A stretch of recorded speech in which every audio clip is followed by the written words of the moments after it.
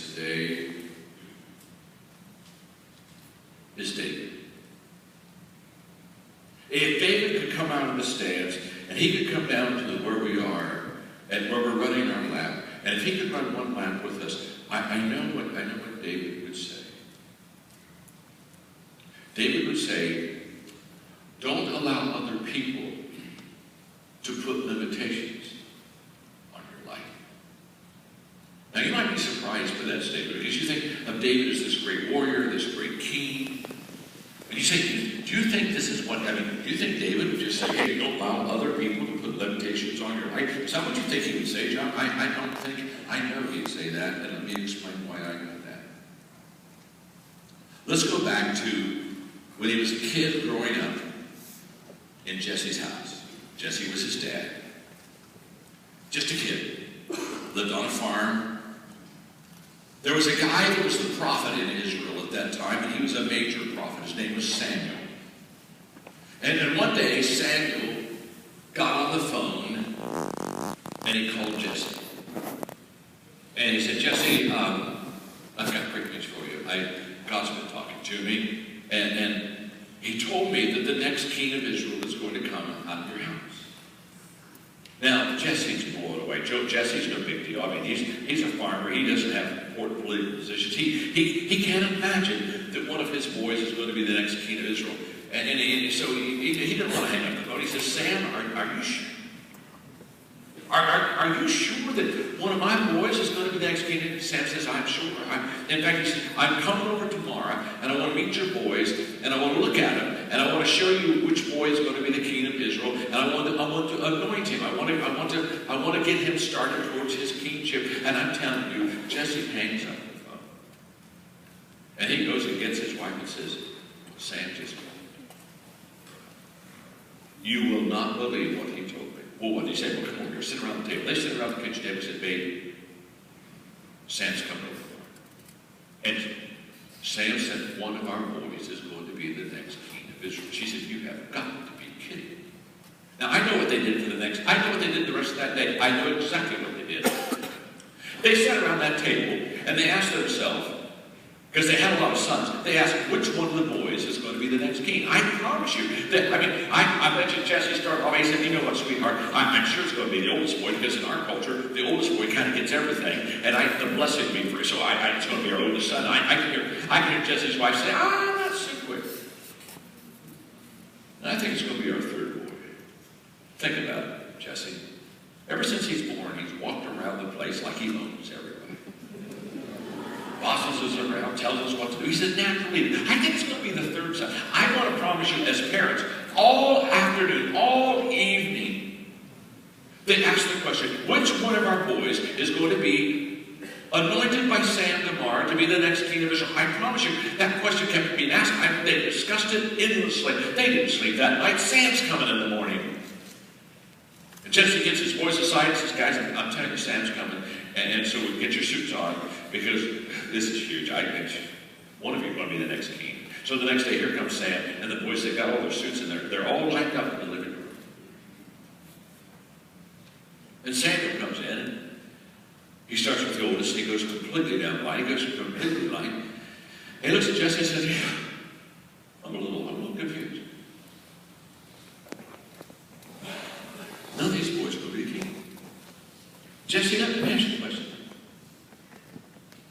Is this all your sons? Do you have another son? It's at that moment that Jesse realizes that of all the boys he has, there's one boy he thinks is not king material. That there's one boy, he doesn't have him in the lineup, he doesn't have his suit on.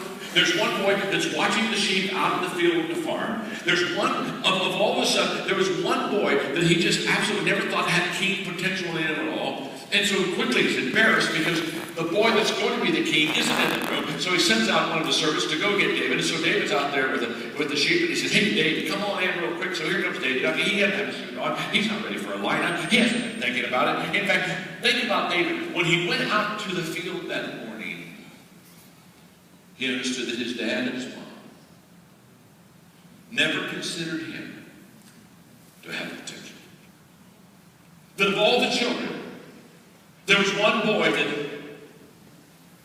no one ever thought would ever amount to much. And David, go out and watch the sheep, go out and take care of the flock, because we got to get the line up, because one of your brothers, and David's going out to the field that day, and David's asking himself, I wonder which one of my brothers will be the king. David's out there on the field. He knows one thing. He knows there's one kid in the family that nobody thinks is going to be the king, and he happens to be that kid. And he walks into the room that day. Samuel looks at him and immediately says, you're the one.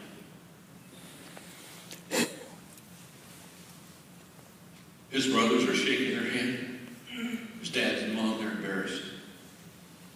And that day, David begins as a young boy, just about your age, college students.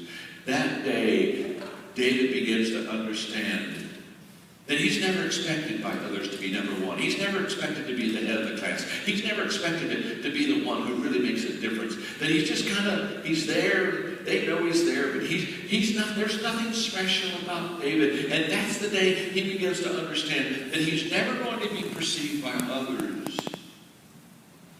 as highly gifted. It doesn't stop there. A few months go around, and the children of Israel are in a battle with the Philistines. And David's older brothers, they're off to the battle, and David's still at home watching the sheep, taking care of helping his dad around the house. And his dad wants to know how the battle's going. So he says, David, here, I'm going to give you some food, take your older brothers, go down the battle, give me a report, come back, tell me how well we're doing. So David he's kind of excited. He's never been down the battlefield before. He gets to go see his brothers, so he brings the food. He comes down there and says, hey guys, I got some food for you. Dad sent me over. Tell me how the battle's going. And the Bible talks about how his brothers looked at him and said, what are you doing here? What are you doing here? Don't you understand? This is a battlefield. You're a kid. Here, give us the food. And by the way, David, go tell Dad it's not going really well. There's some big guy on the other side. And every day the big guy comes out and he kind of just dares one of us to fight him. He's a lot bigger than the rest of us. We really aren't too excited about that prospect. And his name is Shaq Goliath.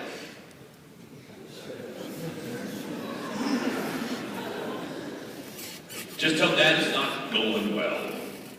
And David kind of said, boy, I thought I'd see some action. There's no action, because when Shaq Goliath comes out, what do all the guys in the army of Israel do? The Bible says they ran to the tents. I mean, they got back behind. They're hiding there. I mean, they're peeking through the flap of the tents. They're all disturbed and messed up because of this big guy on the other side. And David's kind of said, man, this isn't going well. We've got to go back to Dad. Tell him we got a bunch of counters. And then he hears that whoever takes on the big boy on the other team, that if he defeats the big boy, he gets to marry the daughter of the king. And David says, that's not bad. Son-in-law of the king, I like that. And then he hears whoever takes on the big boy and he beats up the big boy doesn't have to pay taxes.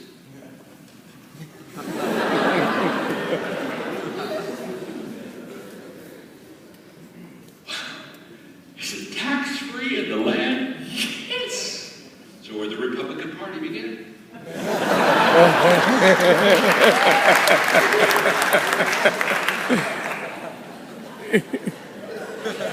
Somebody told me one time, I said, John, I can't believe what you say. I said, you'd be much more impressed if you knew what I didn't say. just trust me. This creative mind never stops while I teach. Okay, now, so here we go. So he says, you know what, I'll take on the big boy. And they take David to Saul's tent. And they say, King, we've got good news and we've got bad news. The good news is we finally got somebody on our side that will take on the big boy. The old king. Saul said, that is very good news. And they said, the bad news, it's him. And Saul goes out the tent and he sees David. I get the picture. He sees this kid. He's not even one of the army boys.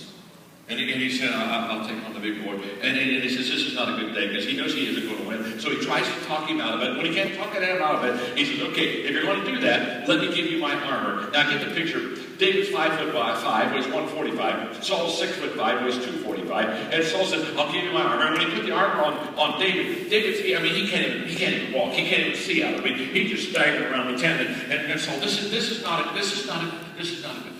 Now, somebody asked one time, I said, why did King Saul offer his armor to David? It's very simple. King Saul wasn't going to use it. I learned a long time ago, people who want to limit your potential usually have done nothing themselves.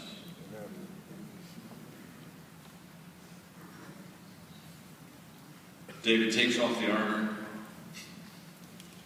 You know the story. Gets some stones. Got a slingshot. Starts to charge up the hill after Shaq. Goliath looks down at him and says, oh, this is an insult. Now get the picture. David's parents, they never thought he was king material. David's brothers, they never thought King Saul, they never thought he was soldier material. Get the picture. And now Goliath is watching him come up the hill, and he is just tickled.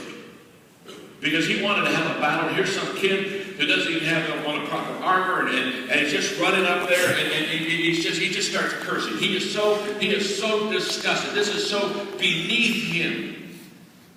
Are you getting the picture? You see, the reason when David runs a lap with you, he would say, don't allow anyone to put limitations on your potential. It's because, you see, David had that happen to him all the time. It happened to his parents, it happened to him by his brothers, it happened to him by his king, it happened to him by his enemies. Everybody looked at David and said, David, you have no shot at this. You aren't going to be anything. You're never going to amount to anything much.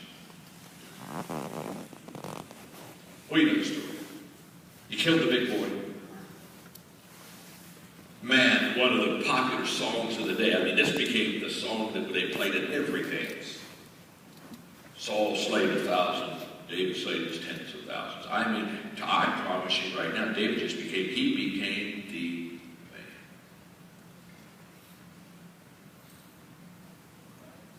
I will promise you at Oklahoma Wesleyan University, I will promise you this. Some of you have been maybe a little overlooked.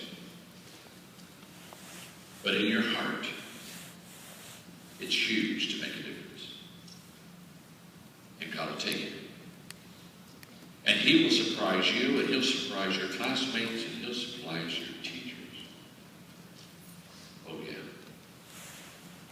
There are some young Davids in this auditorium today, and you're going to make your mark in this world in a positive way for God.